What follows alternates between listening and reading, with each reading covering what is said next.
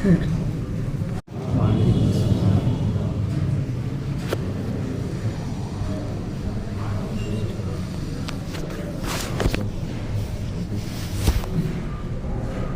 میں شادی ہوتی ہے بچیوں کی، خاص طور سے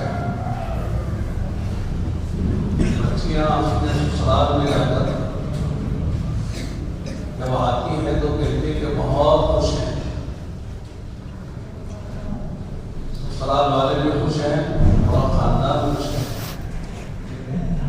آپ اندازہ کرو کہ ماں باپ کی کتنی خوشی ہوتی ہے۔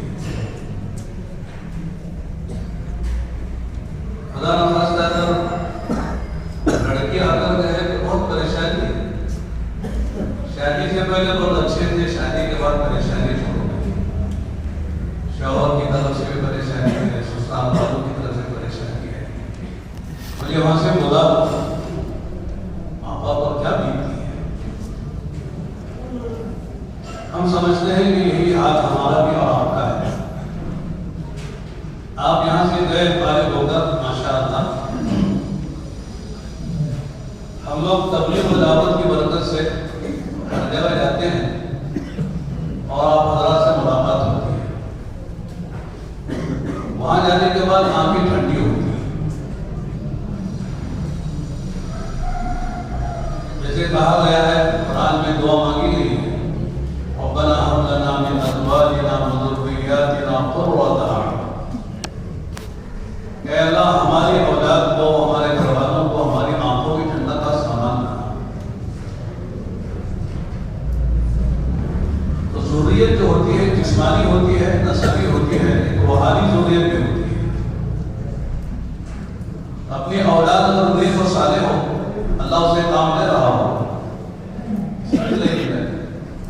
تو ماں باپ کی بڑی خوشی ہے، ماں باپ کو بڑی راحت ہوتی ہے۔ بلکہ ماں باپ جو ہے اپنا تعارف اپنے بچوں سے کراتے ہیں۔ آپ جانتے ہیں کون میں کون ہوں؟ بنا کا ابا ہوں۔ ابا کو کوئی نہیں جانتا ہے، بچے کو جانتا ہے، اس لیے ابا سے تعارف کروایا جاتا ہے۔ الحمدللہ ہمارے بہت سے شاگرد ایسے ہیں جن سے ہمارا تعارف ہوتا ہے، علاقوں میں کام کر رہے ہیں۔ ابھی جو آپ اللہ کی کارگزاری پہلے بھی سنی ہے، براہ راست سنی ہے، لیکن اب یہ ضلع کی کارگزاری اجتماعی طور پر آپ نے سنائی ہے تو واقعی دل ٹھنڈا ہوتا ہے، آنکھیں ٹھنڈی ہوتی ہیں، دل خوش ہوتا ہے، باغ ہوتا ہے، دل سے دعائیں ملتی ہیں کہ جو درخت کا پھل ہے وہ میٹھا ہے، لوگوں کی پیاس بجھا رہا ہے، بھوک دور کر رہا ہے۔ اس مقصد کے لیے اس چمن میں بلایا گیا تھا اور یہاں سے فارغ کر کے آپ کو بھیجا گیا ہے، ماشاءاللہ اس میں کامیاب ہے۔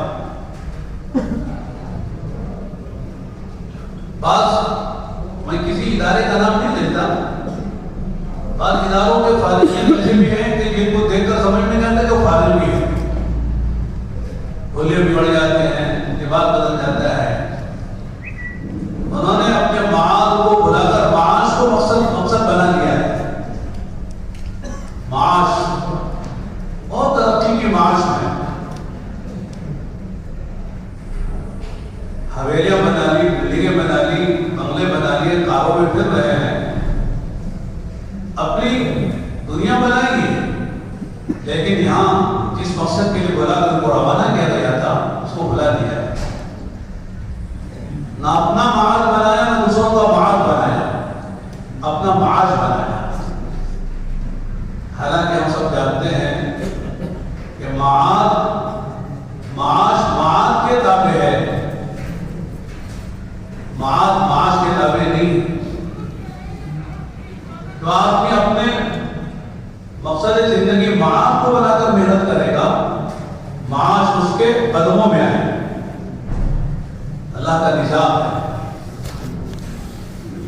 ماشاءاللہ بڑی خوشی ہوتی ہے ہمارے خدا کو دیکھ کر، ظاہر بھی، باطن بھی، صورت بھی، سیرت بھی، جذبات بھی، افکار بھی، خیالات بھی، محنتیں بھی،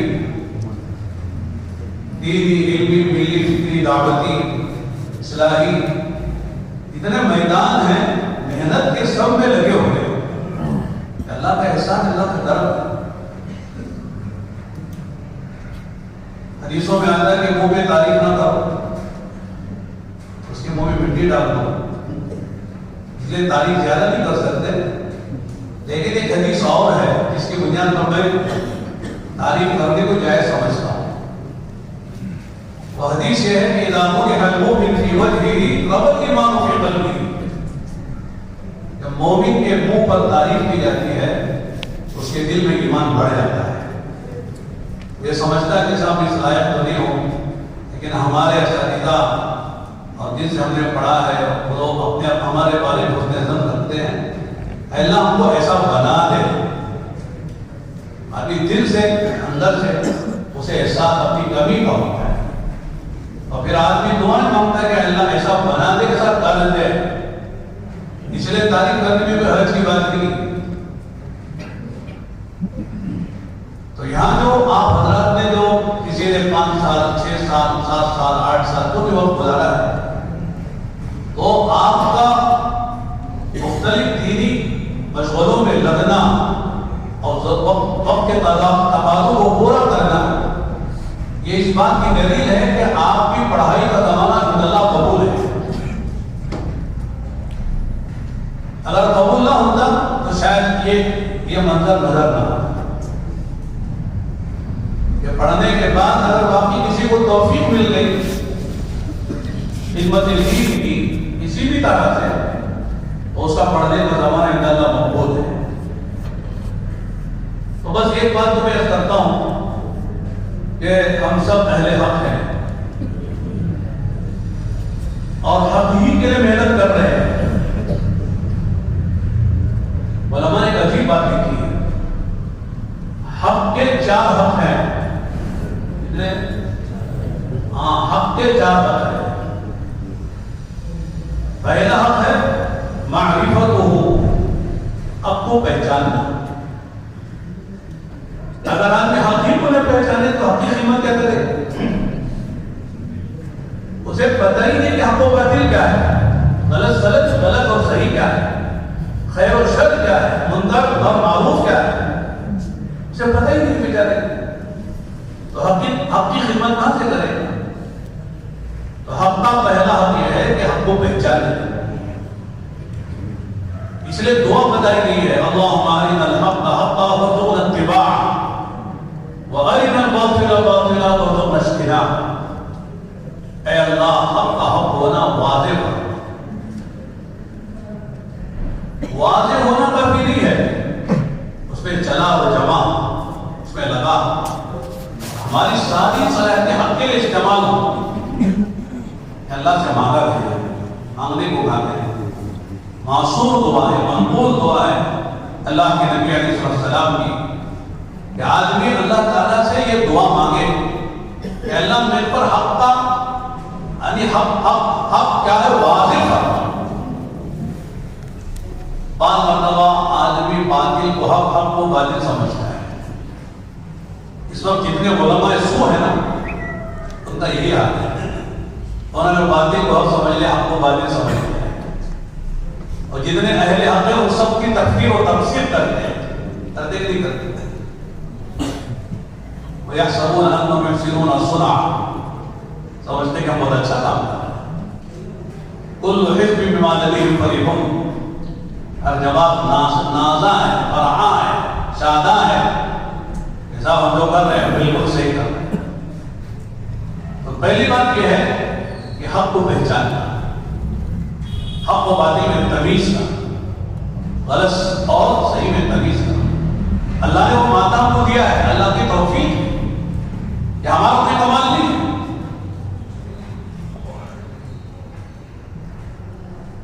کمبی پور میں حصہ کرنے کے بعد 1 سال کے لیے میں حیدرآباد چلا گیا. جامعہ نظامیہ، یہ لوگ جانتے ہیں، گدوال والے، کرنول والے، جامعہ نظامیہ ہمارے والد صاحب کو پسند ہے. مدرسہ وہاں چلے گئے، لیکن الحمد کمبی پور میں توحید کا سنت کا ماحول تھا. اس میں آنکھیں کھلی تھی، حفظ کیا تھا، ان اساتذہ کی صحبت میں رہے تھے، اس کا اثر یہ ہوا کہ وہاں جانے کے بعد ظلمت نظر آئی، تاریکی نظر آئی، اس لیے کہ سنت میں نور ہے، بدعت میں ظلمتیں ہیں۔ ایک سال بڑی مشکل سے گزارا، میں اور میرا چھوٹا بھائی دونوں پڑھتے تھے، اور مدرسے کا جو بڑا پھاٹک ہے وہاں عصر کے بعد طلبا کھڑے ہوتے تھے، باہر سے لوگ آتے ہوئے کہتے گرا کہاں ہے، گاہے کہاں ہے، کیا مطلب ہے؟ وہ قرآن تعلیم کے لیے لینے کے لیے آتا ہے کہ 10 طلبا چاہیے، 20 طلبا چاہیے، اس میں ہمارا نام پہلے ہوتا ہے، ہم حافظ تھے دونوں بھائی، ہم کو یہ دیا جاتا تھا، اور بہت سے طلبا ایسے بھی ہوتے ہیں کہ ناظرہ بھی پڑھنا نظر نہیں آتا، وہ پارا ہم سے پہلے ختم کر لیتے ہیں، ہم غزالی کی پارا ختم کر کے پڑھتے 3 دن پڑھ لیتے ہیں۔ ماشاءاللہ بہترین دعوت حیدرآباد کی 3 چیزیں مشہور سنی ہوں گی آپ نے، بریانی، شیروانی، پریشانی۔ دعوت بھی ہوتی تھی، 10 روپے ملتے تھے اس وقت، آج سے 40 سال پہلے کی بات ہے، 40-45 سال پہلے کی بات ہے، پیسے بھی ملتے تھے، تو گھر سے پیسے کی ضرورت نہیں تھی، لیکن ہم نے والد صاحب سے کہا ہمیں بنانے پڑھنا ہے، یہاں ظلمت نہیں ہے، تو پھر اللہ کا کرم ہے کہ دیوبند 90 چلتے تھے، اور پورے 8 سال 90 میں گزارا، عالمیت بھی ہوئی گی، فضیلت بھی ہوئی گی، اور ایک اندر داعیہ تھا کہ دارالعلوم میں پڑھنا ہے، بار بار خواب دیتے تھے دارالعلوم میں پڑھنے کے، کہ ہم دارالعلوم میں ہیں، پڑھ رہے ہیں، دور حدیث میں ہیں، لیکن پڑھانا بھی ہے، تبلیغ بھی ہے، شادی بھی ہے، بچے بھی ہیں، کیسے جائیں گے؟ اللہ سے مانگتے رہے، اللہ نے نظام کر دیا، تبلیغ والوں کی طرف سے مشورہ ہو گیا، مدرسے والوں نے بھی اجازت دے دی، گھر والوں کو لے کے چلے کیا اپنی کے ساتھ کر اللہ کے در رسال کے قریب گزار دیا، اس لیے لوگ مجھے قاسمی بھی بولتے ہیں، بہت سے لوگوں تعریف ہوتا قاسمی تو نہیں تدبی ہے آج، جب میں آیا تھا 1987 میں تو شیروانی پہن کر کالی ٹوپی لگا کر تو بعض حضرات سنا کہتے تھے نبی بھاگ جائے گا، جنت کا مہمان ہے، بھاگ جائے گا، نبی پرب نہیں پائے گا یہاں، شاید مولوی صاحب کا ساتھ مہینی ہوئی اس وقت، اس کے بعد ہمارے بعد کے سارے اثر دیتا ہے، تو میں اس کر رہا تھا کہ اللہ کی توفیق ہے، اگر ہم وہاں سے فارغ ہوتے جامعہ نظامیہ سے، آپ ہماری ملاقات کہاں ہوتی ہے، ہم بھی پتہ ملاد میں ہوتے ہیں، ملاد کہاں ہوتے ہیں،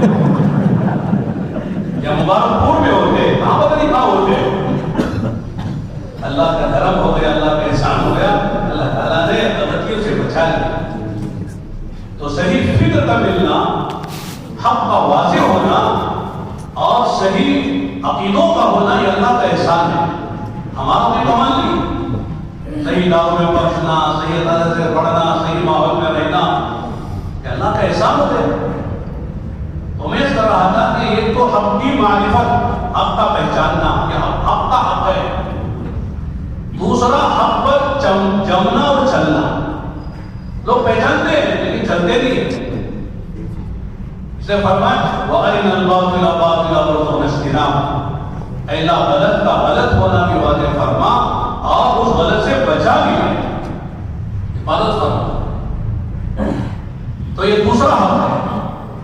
تیسرا حق کا یہ ہے کہ حق کو جو ہے باطل سے بچانا، یہ اس وقت جتنے فتنے ہیں ان کے نام آپ حضرات کے لیے، یہ سب باطل ہے، اور باطل مختلف روپ میں آتا ہے، ملمہ سازی کر کے آتا ہے، تلبیس کے ساتھ آتا ہے، تو اس کو سمجھنا اور اس کا تعاقب کرنا، اس کا استحصال کرنا اور حق کی اس سے حفاظت کرنا، کہیں حق اور باطل میں گڑبڑ نہ ہو،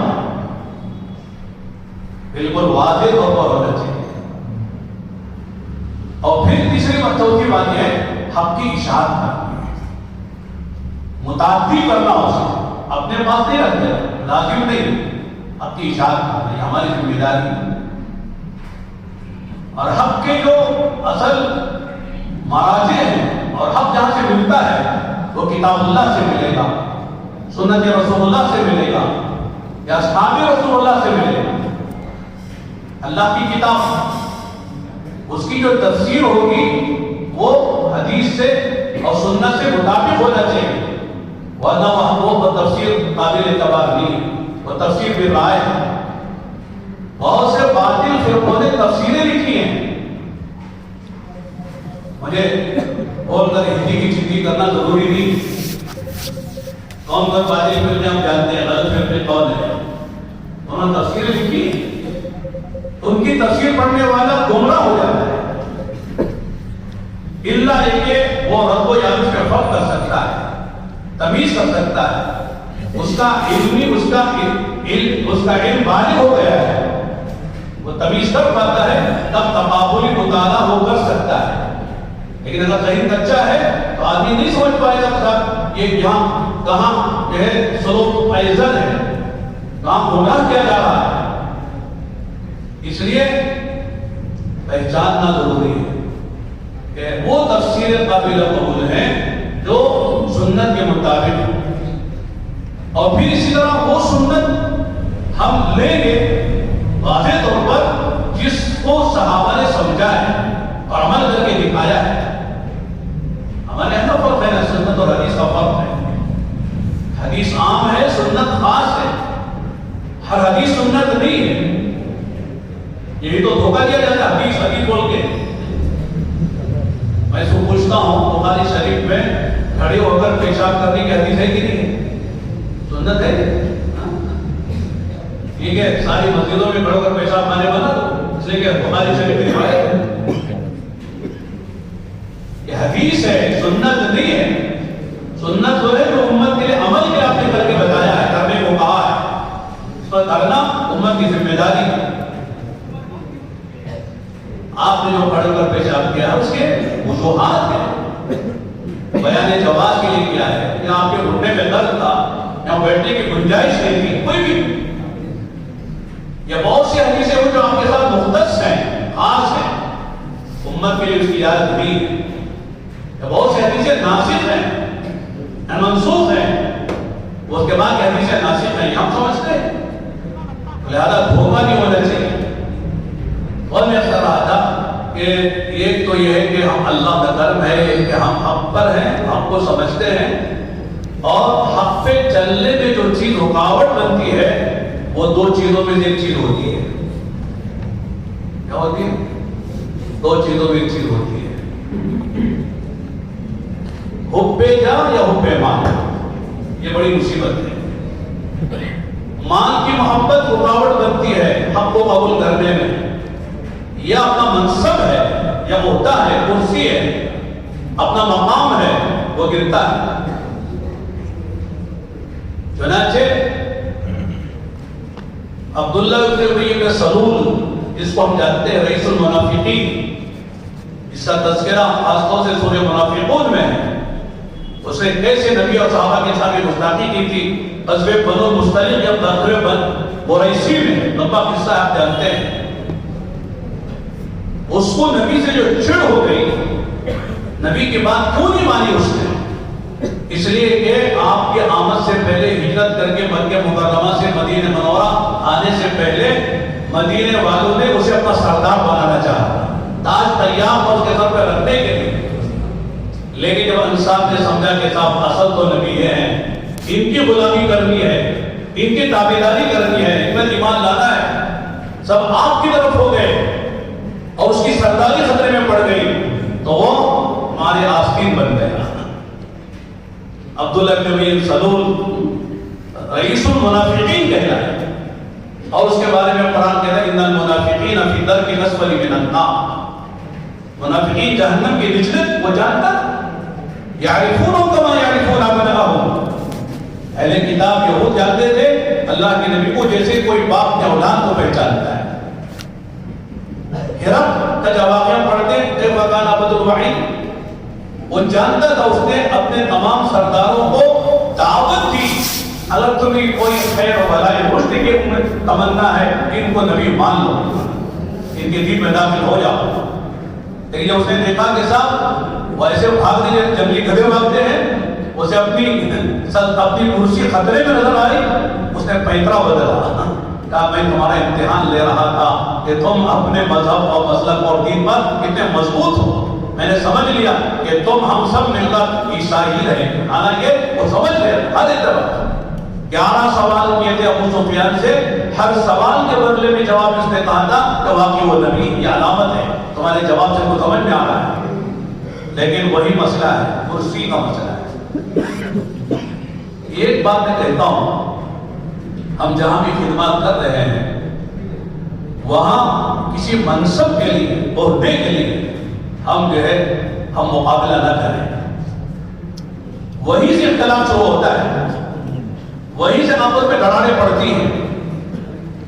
ابھی کچھ ہمارے علماء نے ایک کل میرے پاس آئے تھے، انہوں نے کہا کہ مدرسے میں پڑھتے ہیں اور اچھی تعلیم دے رہے ہیں، لیکن ہمارے اوپر جو سرپرست جن کو بنایا گیا ہے ان کی رائے دوسری ہوتی ہے، ایسا نہ کرو، ایسا کرو، ایسا نہ کرو، ایسا کرو۔ ہم سمجھتے ہیں پڑھانے والے، خدمت کرنے والے جو فیلڈ میں، میدان میں، یہ طریقہ بہتر ہے، ہم کیا کریں؟ اب بولو کیا جواب دینا چاہیے؟ ہم نے اسے یہی عرض کیا کہ اپنے سرپرستوں کو اعتماد میں لے کے کام کرو۔ اگر آپ ان کو اعتماد میں لے کے کام نہیں کریں گے تو آپ کا کام نہیں ہوگا۔ یہ وقت وہ آئے گا آپ کہیں گے صاحب ہم یہاں خدمت کرنا مشکل ہے، ہم کہیں اور جا کر کوئی ادارہ قائم کریں، ایک ادارے سے ہٹیں گے دوسرے ادارے میں چلے جائیں گے، پھر وہ مسائل کھڑے ہو جائیں گے۔ میں عام طور سے ہمارے ائمہ سے عرض کرتا ہوں کہ اگر کسی مسجد میں آپ امامت کر رہے ہیں، مولانا عبد الستار صاحب، اگر ان کو وہاں پریشانی صدر صاحب سے ہے تو انہوں نے استعفیٰ دے دیا، مثال کے طور پر۔ دوسری مسجد میں گئے تو وہاں مسئلہ صدر کے ساتھ سیکرٹری کا بھی آ گیا، ایک نشد دو شد ہو گئے۔ تیسری مسجد میں گئے تو پوری کمیٹی صدر سے سر بنی ہوئی ہے، وہاں بھی استعفیٰ دے دیا۔ اب وہاں سے چوتھی مسجد میں گئے تو سارے مصلی پریشان ہیں، کہاں جائیں گے اب چھوڑ کر؟ اس لیے کہتے ہیں جہاں ہے وہیں جم کے رہو۔ حالات جو ہے وہ قیامت کے قرب قیامت وہ بہتر نہیں ہوں گے، وہ بدتر ہی ہوں گے۔ انہیں حالات میں کام کرنا ہے۔ ہم کیا سمجھتے ہیں کہ صاحب یہاں سے وہاں چلیں گے تو حالات ٹھیک ہو جائیں گے۔ دور کے پہاڑ سہانے بہت اچھے لگتے ہیں، چڑھو تو پتہ چلتا کہ کتنے کانٹے پھراٹے ہیں، کتنی چٹانیں ہیں، کتنے وہ چیر کھانے والے جانور ہیں، معلوم نہیں ہوتا ہے۔ جہاں ہے وہاں رہیں گے تو انشاءاللہ دھیرے دھیرے حالات ٹھیک ہو جائیں گے۔ عام طور سے ہم نے ایک اثر بھی سناتا ہوں، خاص طور سے ہم علماء کو، حضرت عمر بن عبدالعزیز رحمۃ اللہ علیہ کا ایک اثر ہے، پہلے بھی شاید میں نے کبھی سنایا تھا، بخاری شریف میں کتاب الاحکام میں دوسری جلد میں وہ اثر ہے۔ حضرت فرماتے ہیں کہ خمس اذا اخطأ القاضی منہن واحدۃ کان فیہ وصفہ، 5 صفات ایسی ہیں جو قاضی میں، علماء نے کہا اسے قاضی نہیں ہے، جو بھی دین کا خادم ہے اس کے اندر 5 باتیں ہونا چاہیے، اگر ایک میں بھی اگر کمی ہے اس کے اندر عیب ہے، وہ کام نہیں کر سکے گا۔ پہلی بات فرمائی ان یکون فاہما، سمجھدار، حالات سے واقف، ضرورت کو محسوس کرے۔ 2 آدمی آئے ہمارے پاس لڑتے ہوئے، ایک واقعی مظلوم نظر آتا ہے اور ظالم وہ آیا نہیں ہے، آگے شکایت کر رہا ہے، تو ہم فیصلہ نہ کریں جب تک کہ ظالم کو نہ بلائیں۔ وہ بھی دیکھیں، جیسے کہتے ہیں نا، جس نے آگے شکایت کی ہے وہ بتا رہا ہے اس کے آنکھ پھوٹ گئی، مارنے والے واقعی پھوٹے، خون بہہ رہا ہے۔ کیا ہو سکتا، یہ نہیں ہو سکتا ہے کہ اس نے اس سے پہلے اس کی دعا کے پھوڑ دی ہو۔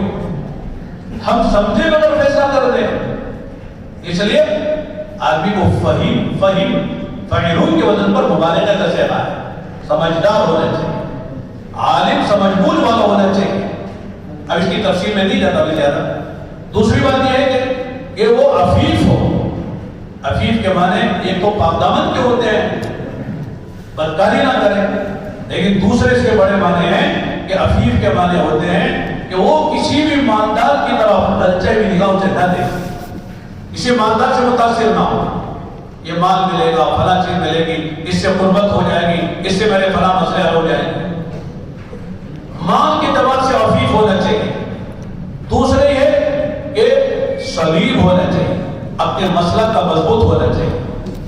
ہو سکتا ہے کہ آدمی ہمیں اپنے لالچ میں لائے، ترغیب سے ہم کو حق سے ہٹا دیں یا ترغیب سے حق سے ہٹا دیں، تو یہ راستے باطل کے، ترغیب کے راستے سے آئیں گے، آپ اگر ہمارے پاس آ جاؤ گے تو آپ کو یہ ملے گا، آپ کو ہم جو ہے نہال کر دیں گے، آپ کی 20 انگلیاں گھی میں پڑ جائیں گے، آپ کو گھی میں نہلا دیں گے، ٹھیک ہے بھائی آپ کا گھی اپنے پاس رکھو لیکن ہم حق نہیں چھوڑیں گے، جو بات صحیح وہ صحیح مان جاتا ہے۔ یہ دوسرا راستہ ہوتا ہے کہ باطل جو ہے وہ ڈنڈے کے راستے آتا ہے، ڈراتا ہے، اگر آپ نے یہ نہیں کیا اور یہ نہیں کہا تو آپ کا سر پھوڑ دیں گے، آپ کی امامت سے ہٹا دیں گے، اہتمام سے ہٹا دیں گے، آپ کو خدمت کرنے کا موقع نہیں دیں گے، تو کہیں گے۔ لیکن جو آدمی مضبوط ہوتا ہے، اس کا ایمان، اعتقاد اور اللہ کی ذات عالی پر مضبوط ہوتا ہے، کہتے تمہاری بس میں جو ہے کر لو، میں تو وہی کہوں گا، اس کو میں حق سمجھتا ہوں، اس کے پیروں میں لفظ نہیں آتی، جنبش نہیں آتی۔ تیسری چوتھی جو اہم بات ہے وہ ہے کہ حلیم ہو، کیا ہونا چاہیے؟ حلیم۔ امت میں علم کے بغیر کام نہیں ہو سکتا ہے۔ میں عام طور سے عرض کرتا ہوں، کوئی بھی استاد علم کے بغیر استاد نہیں بن سکتا۔ عام طور سے ہم لوگ جو ہے استاد بننے کے بعد اپنے شاگردی کے زمانے کو بھول جاتے ہیں، ہم نے کیا کیا گل کھلائے ہیں، ہم نے کن کن راستوں سے اساتذہ کو پریشان کیا ہے، سمجھتے ہیں ہمارے طلبہ جو فرشتے بن جائیں، پہلے دن ماشاءاللہ وہ جبرائیل کے نوازے ہو جائیں، مدرسے میں آتے ہی اسے کوئی قصور نہیں ہونا چاہیے۔ کہنے کہ مدرسے میں آنے والا کیسا طبقہ ہوتا ہے، کیسا مٹیریل ہوتا ہے، ہم جانتے ہیں کہ نہیں مدرسے میں آنے والا کون ہوتا ہے، لطیفہ بھی ہے، حقیقت بھی ہے۔ حضرت مولانا نیر ربانی رحمۃ اللہ علیہ کے بارے میں آتا ہے کہ حضرت کے پاس جب داخلہ امتحان کے لیے طلبہ آتے تھے، حضرت دیکھ کر پہچانتے تھے پڑھ سکتا ہے کہ نہیں پڑھ سکتا ہے، اتنا حضرت کو جو ہے ماشاءاللہ یعنی لوگوں کے پہچاننے میں اللہ نے مہارت دی تھی۔ ایک باپ چچا ایک بچے کو لے کر آئے تھے، حضرت نے دیکھ کر پہچان کے دماغ میں خلل ہے، تو حضرت نے کہا کہ اس کو نماز لے جاؤ، مینٹل ہاسپٹل جو بنگلور میں نماز کہتے ہیں، اس کو پہلے وہاں جا کے علاج کراؤ۔ تو جانے والوں نے کہا تو وہاں سے بھی ہو کر آ گئے، جس کا علاج نماز میں بھی نہ ہو سکا اسے مدرسے میں لے کر آئے، اس کو عالم حافظ بنایا۔ ایسا ہی تو آئے گا بچہ، کون آئے گا مدرسے میں؟ امام شافعی کو آپ نے سنا ہے کہ چھوٹی عمر میں استاد بن گئے تھے، تو پڑھا دیتے بڑے بڑے لوگ ماشاءاللہ شاگرد تھے۔ حضرت کے سامنے دو گوریا چڑیاں جو گھروں میں آتی ہے چھوٹی چھوٹی لڑکی آگے سامنے گر گئی، گتم گتا ہو گئی۔ حضرت نے اپنی ٹوپی عمامہ نکال کے اس پہ رکھ دیا جسے بچے کرتے ہیں، تو کسی نے چپکے سے اشارہ کیا حضرت، اور یہ بچوں والی بات، حضرت نے اس وقت جواب دیا تھا الصبی صبی ولو کان ابن نبی، بچہ ہوتا چاہے نبی کا بیٹا کیوں نہ، یہ نبی کا بیٹا ہونے سے بچے کی صفت نہیں بدلتی۔ ہر جگہ کے کوے کالے ہی ہوتے ہیں، ہر جگہ کے بچے شہید ہی ہوتے ہیں، اور مدرسے میں آنے والے تو اور زیادہ شہید ہوتے ہیں۔ ماں باپ اسی بچے کو لاتے جو کہیں چلتا نہیں ہے، یہاں چلانا چاہتے ہیں، اللہ کا کرم ہے کہ علم دین کی قرآن کی برکتیں ہیں، یہ بچہ بھی حافظ عالم بن جاتا ہے۔ ہم بھی کیا تھے، ہم جانتے ہیں ہم کیا تھے، ہمارے ماں باپ نے کیوں لا کے ڈالا یہاں پر؟ بہت کم بچے ایسے ہوتے ہیں جو واقعی اپنے گھر کے بڑے اچھے اور نہار سعید بچے ہوتے ہیں، ذہین و فتیل ہوتے ہیں، ان کو ماں باپ لاتے، ورنہ جو بچہ کہیں کا نہیں ہوتا اسے لا کے مدرسے میں ڈالتے ہیں۔ تو میں کر رہا تھا کوئی استاد بغیر علم کے استاد، بلکہ میں تو کہتا ہوں کوئی اچھا شوہر علم کے بغیر شوہر نہیں بن سکتا۔ ٹیڑھی پسلی سے پیدا ہوئی اسے زندگی میں لے کے چلنا آسان ہے، علم کے بغیر جب وہ تھوڑے کام کرے گی۔ اس لیے اللہ نے قرآن میں کہا وَعَاشِرُوهُنَّ بِالْمَعْرُوفِ، یہ میری بندیاں ہیں جڑے کام کرے گی، ان کے ساتھ ذرا اچھائی کے ساتھ چلو، ورنہ تم یہ جڑے کام پر ان کو تم نے کچھ کہا تو پھر چھٹی ہو جائے گی، ہمیشہ کے لیے چھٹی ہو جائے گی۔ تو میں کہتا ہوں امت میں عمومی کام کرنے کے لیے علم کے بغیر کام نہیں چلے گا. سیکرٹری کو بھی سنبھالنا پڑے گا, صدر کو بھی سنبھالنا پڑے گا, اور کمیٹی کو بھی سنبھالنا پڑے گا, اور سارے محلے والوں کو سنبھالنا پڑے گا. اس کے بغیر آدمی کوئی کام دین کا نہیں کر سکتا ہے. اس لیے میں یہ عرض کرتا ہوں ہمارے خدا سے, اس لیے کہ ہم آپ یہ خاندان کے لوگ ہیں, کام کرنے کے لیے حالات آئیں گے, حالات سے گھبرانا نہیں. حالات بہت نازک ہیں, فتنے خارجی بھی اور داخلی فتنے بھی ہیں, ہر جگہ ماحول گندا ہے. لہذا ہم کو صبر کے ساتھ, سکون کے ساتھ, علم کے ساتھ, دعاؤں کے ساتھ, اللہ کی رضا کی نیتوں, ارادوں اور آخرت کے بنانے کی نیتوں کے ساتھ کام کریں گے, اللہ کی ہمارے ساتھ مدد ہوگی. ورنہ مارے پھیریں گے, کہیں حال اچھا نہیں ملے گا, یہ سکون نہیں ملے گا, حالات بہت خراب ہے. تو علم ہونا چاہیے. اور آخری بات فرمائے, عالماً سبولاً العلم, عالم ہو لیکن اپنے علم پر قناعت نہ کرے بلکہ اپنے بڑوں سے پوچھتا ہے.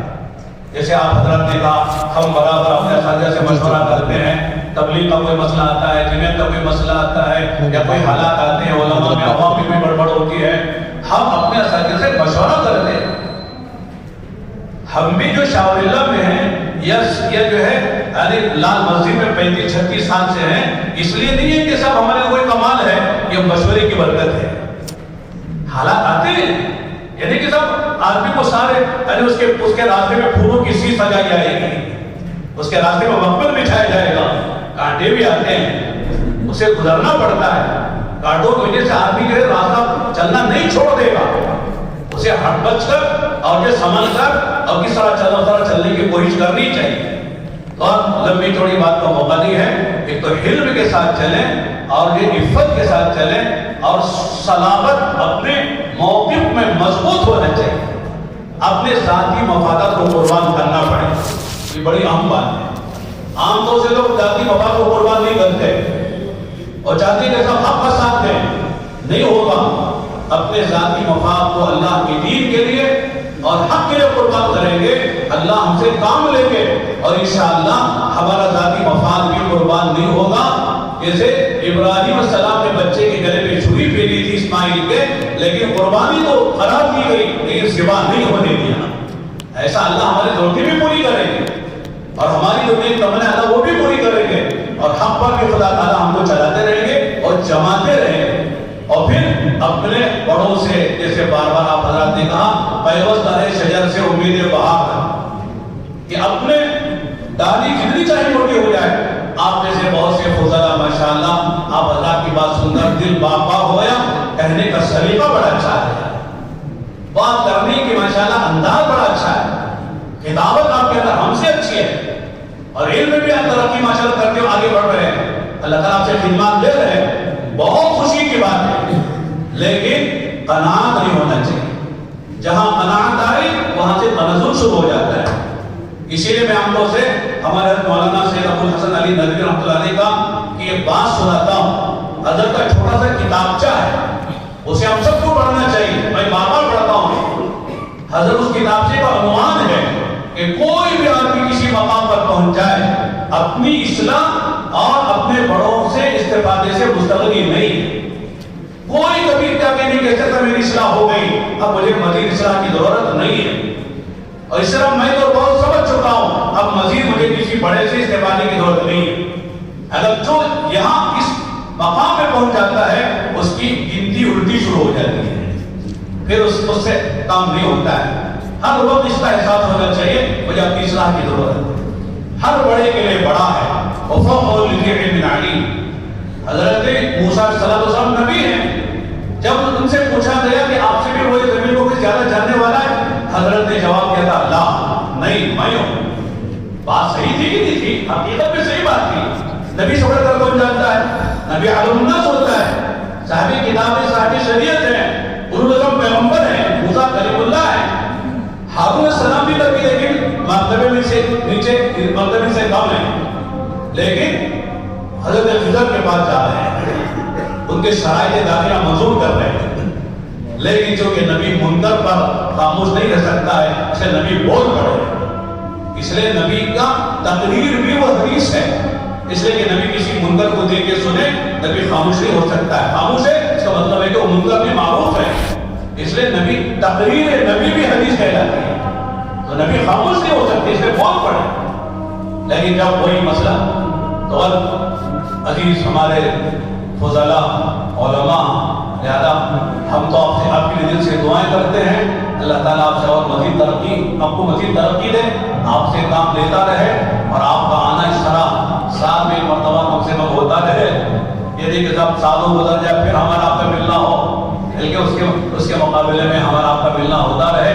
اللہ تعالیٰ ہمارے مودی صاحب کو جزا خیر دے کہ آپ نے آپ سے ملنے کا ماشاءاللہ ایک موقع نصیب کیا، اور ہمارے آپ سے گفتگو ہو رہی ہے، اور انشاءاللہ ہوتی رہے گی. تو انشاءاللہ آپ ہم سے اور ہم آپ سے استفادہ کرتے رہیں گے، اور دونوں مل کر انشاءاللہ اخلاص کے ساتھ آخرت کو بنانے کے لیے سے کام کرتے رہیں گے.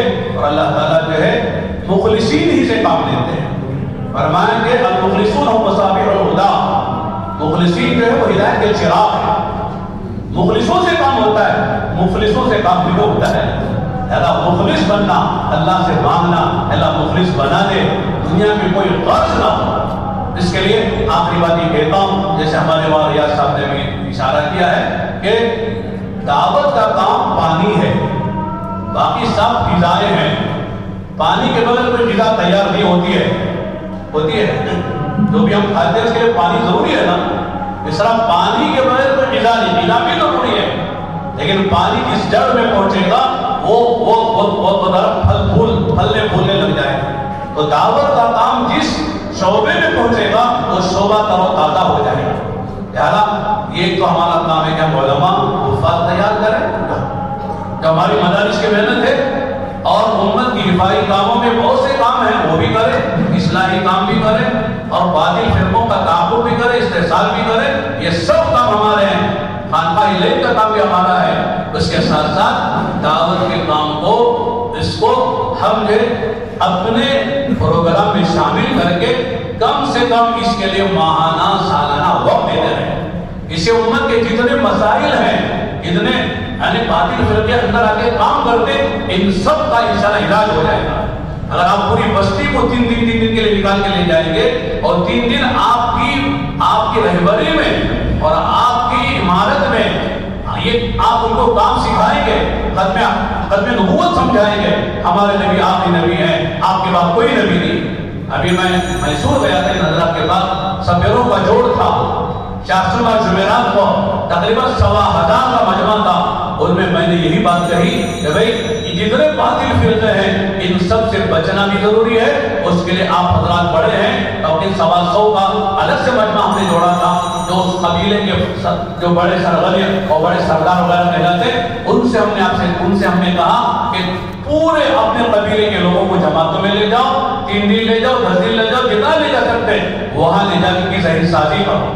انشاءاللہ جب جماعت میں چل کر اس کا عقیدہ مضبوط ہو جائے گا کہ ہمارے نبی آخری نبی ہیں، آپ کے بعد کوئی نبی آنے والا نہیں ہے. جو نبوت کا دعویٰ کرے وہ جہنمی ہے، اور نبوت کا دعویٰ کرنے والے سے اگر وہ یہ پوچھے کہ تیرے نبی ہونے کی کیا دلیل ہے، امام اعظم فرماتے ہیں پوچھنے والا بھی کافر ہے. لہذا اتنا مضبوط کر دینا. اگر کوئی ان کے علاقے میں کوئی اس طرح کا کوئی گوہر شاہی آئے، چاہے وہ حنیف بن شکیل آئے یا کوئی اور قادیانی آئے، وہ خود ہی بتا دیں، وہ خود ہی علاج کر لیں، ہم کو زیادہ جانے کی ضرورت نہ پڑے. ایسا امت کو تیار کر دینا ہے. ایک راستہ ہے دعوت کا، اس کے ذریعے سے امت کو ہم ہر فتنے سے بچا سکتے، اور پھر انہی امت سے بھی طلبہ ملیں گے، انہی سے خانقاہوں کو ذاکرین ملیں گے، انہی سے مدرسے کو چندے ملیں گے. جتنی ہماری ضرورتیں ہیں انشاءاللہ اس امت سے پوری ہوگی. جتنا ہم کو علماء عوام کو ہماری ضرورت ہے، میں سمجھتا ہوں ہم کو عوام کی جتنی ضرورت ہے. ہمارے جتنے شعبے ہیں اور جتنی ضرورتیں عوام ہی سے پوری ہوتی. عوام سے مستغنی ہو کر ہم کوئی کام نہیں کر سکتے. عوام کو قریب رکھنا، عوام دور ہو گئی ہے، اور دشمنان اسلام نے عوام کو علماء سے دور کرنا چاہا. وہ جانتے ہیں جب تک عوام اور علماء میں جوڑ ہوگا ہمارا ہر بات اجتماع ہم کامیاب نہیں ہوں گے. علماء عوام کو دور کرو. علماء کے عوام کے دل میں ڈالو یہ تمہارے دشمن ہیں، یہ تمہارے بدخواہ ہیں، یہ تمہارے جان و مال کو لے کر تمہارے خلاف فتوے جوڑتے ہیں. تو دشمنیاں پیدا کرو. یہی روس میں ہوا، جس کی وجہ سے عوام کے ہاتھوں ہزاروں علماء شہید کر دیے. لہٰذا میرے دوستوں عوام کو ساتھ دے کے چلنا ہے، اس کے لیے عمومی محنت دعوت کی محنت ہے، لہذا اس میں لگیں گے. خود بھی مہینے میں 3 دن لگا لیں، 2 مہینے میں 3 دن لگا لیں، ارے 3 مہینے میں 3 دن لگا لیں، سال میں چلا لگا لیں، 10 دن 20 دن لگا لیں، اپنے عوام کو آپ لے کر چلیں گے تو انشاءاللہ یہ عوام آپ کے ہاتھوں پیر بنے گے، اور پھر انشاءاللہ ان سے ان کی جان بھی، ان کا مال بھی، ان کی صلاحیتیں بھی انشاءاللہ آپ کے اشاروں پہ لگیں گی. ورنہ عوام دور ہو جائیں گے، ہمارے ہٹ جائیں گے تو پھر ہمارا کام مشکل ہو جائے گا. مدرسوں کا مسئلہ بھی حل نہیں ہوگا، مکاتب کا مسئلہ حل نہیں ہوگا، اور بہت سے دینی رفاہی کام کرنے کے لیے فنڈ چاہیے، پیسہ چاہیے، وہ بھی حکم ملنا مشکل ہو جائے گا جب ہم ہمارے ہاتھوں سے بڑھ جائیں گے. اس لیے مختصر سی بات یہی ہے. اصل بات تو انشاءاللہ محتمل صاحب کا آخری صدارتی کلیدی خطاب ہوگا، دعا بھی حضرت کی ہوگی. شاید میری بات لمبی ہوگی، اذان کا بھی وقت ہو گیا، 2 بجے تک کا وقت تھا، 2:30 بجے نماز پڑھنی ہے، اس لیے اپنی بات کو ختم کرتا ہوں اور دعا کرتا ہوں کہ اللہ تعالیٰ آپ حضرات کے ذریعے سے اسی طرح ہماری آنکھیں ٹھنڈی ہوتی رہے. اللہ تعالیٰ آپ کو ترقی نصیب فرمائے، ہر فتنے سے اللہ تعالیٰ ہم سب کی حفاظت فرمائے، اور صحیح رخ پر آپ کی حمایت کرتے ہوئے، اپنی ذاتی مفادات کو قربان کرتے ہوئے ہم سب کو اللہ کی رضا کے لیے آخرت کو بنانے کی